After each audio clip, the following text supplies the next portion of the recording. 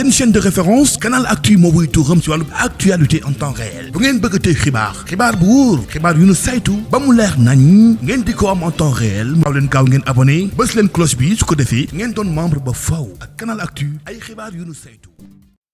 Students in the class of 3rd grade and the president of English Club, whose coordinator is a talented, skillful, sympathetic and kind-hearted professor, kind, leader and coach. His name is Mr. Kone. We can thank him sufficiently, as well as our dear teachers who unceasingly pull us up. May Allah reward them and for their excellent help and cover them with the blessings and peace.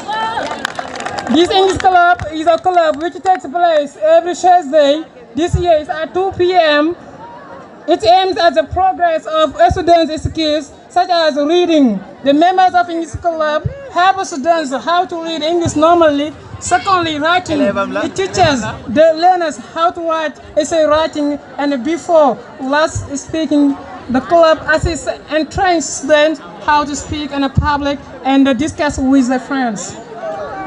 Last one, listening. It trains how to understand someone who speaks, especially a native speaker. A lot of students have problems to read English correctly because it's not based on phonetics. My dear students, it's not difficult to read English.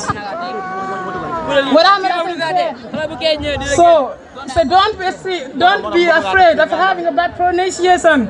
N'ayez pas peur d'avoir une mauvaise prononciation.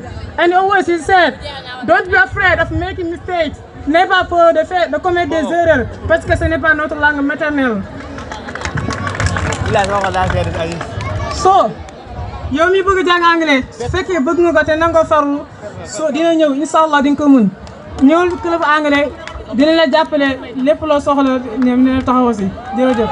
C'est une chaîne de référence Canal Actu moo wuy turam ci wàllu actualité en temps réel bu ngeen bëgg tey xibaar bu wóor xibaar yu nu saytu ba mu leer nañ ngeen di ko am en temps réel maaw leen gaaw ngeen abonné bës leen cloche bi su ko defee ngeen doon membre ba faw ak Canal Actu ay xibaar yu nu saytu.